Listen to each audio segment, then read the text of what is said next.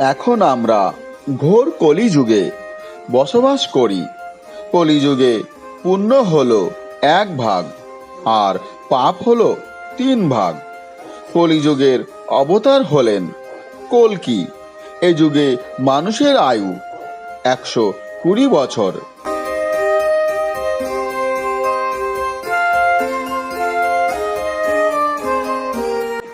বিষ্ণু পুরাণে উল্লেখ আছে, কৃষ্ণ যখন পৃথিবী ত্যাগ করে স্বর্গলোকে আরোহণ করেছিলেন, তখন থেকেই কলিযুগের সূচনা হয়। মাঘ মাসের শুক্ল পক্ষের পূর্ণিমা তিথিতে কলিযুগের উৎপত্তি হয়। কলিযুগ আনুমানিক 4320 বছর আগে শুরু হয়।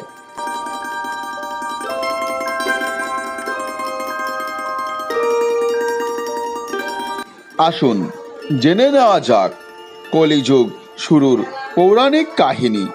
রাজা পরীক্ষিতের ভুলে পৃথিবীতে শুরু হয়েছিল কলিযুগ, কিন্তু কি করে এই কলিকাল শুরু হলো তা নিয়ে আছে আকর্ষণীয় পৌরাণিক কাহিনী।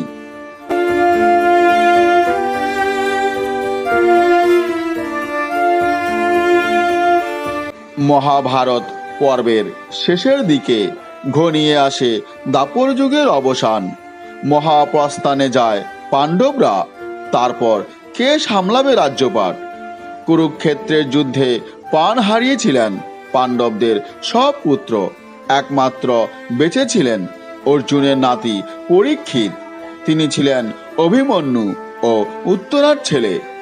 যুদ্ধের অবসানে জন্ম হয় পরীক্ষিতের।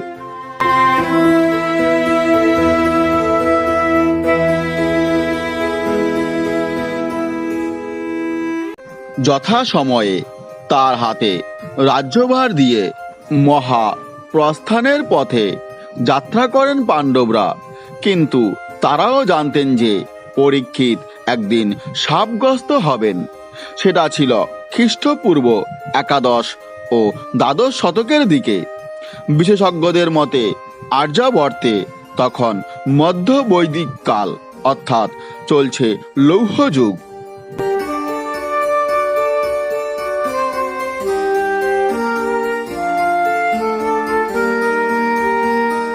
সেই সময়কালে হস্তিনাপুর ক্রমে ক্রমে শাসনে আর্যাবর্তের খ্যাতির শীর্ষে উঠল। একদিন রাজা পরীক্ষিত শিকার করতে গেলেন বনে। সেখানে কলিদৈত্য এসে পরীক্ষিতের কাছে তার রাজ্যে প্রবেশের অনুমতি চাইলেন।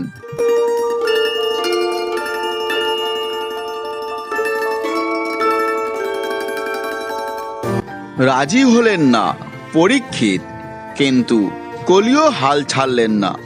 খুব অনুনয় করলেন রাজা পরীক্ষিতের কাছে। শেষে পরীক্ষিত বললেন, রাজ্যের কয়েকটি মাত্র স্থানে কলি থাকতে পারবেন, আর সেগুলি হলো জুয়া ও মদের ঠেক, পতিতাদের পাড়া, আর যেখানে পশু জবাই করা হয় সেই জায়গা।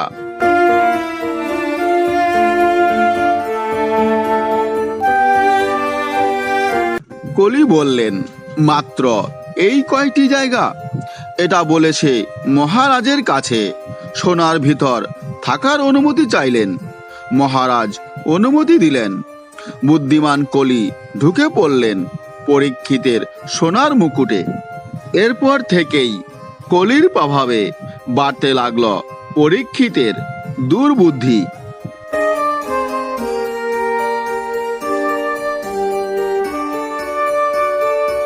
একদিন ঋষি শ্রমিকের আশ্রমে গেলেন পরীক্ষিত।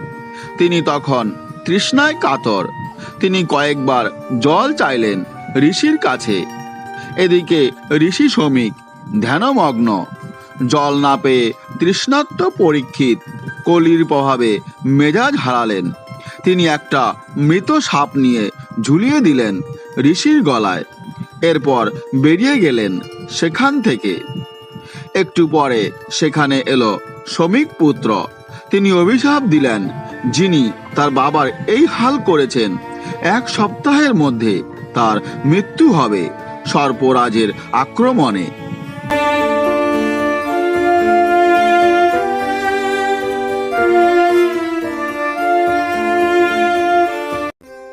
ঋষি শ্রমিক বুঝলেন তার ছেলে না বুঝে রাজা পরীক্ষিতকে এই শাপ দিয়ে ফেলেছেন, কিন্তু কি আর করা যাবে, অভিশাপ তো আর ফিরিয়ে নেওয়া যায় না। রাজা পরীক্ষিত জানতে পারলেন অভিশাপের কথা। পুত্র জনমের জয়কে সিংহাসনে বসিয়ে পরীক্ষিত চলে গেলেন মহর্ষি শুকের আশ্রমে। জীবনের শেষ 7 দিন কাটালেন ভাগবত পুরাণ পাঠ শ্রবণ করে।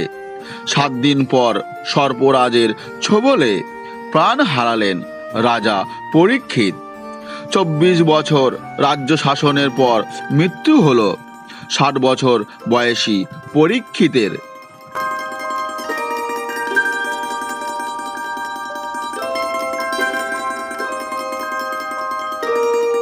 ততদিনে পৃথিবীতে জাঁকিয়ে বসেছে কলিদৈত্য। সত্য, ত্রেতা ও দাপর যুগের পরে শুরু হয়ে গিয়েছে কলিযুগ, আর এখন তো ঘোর কলি।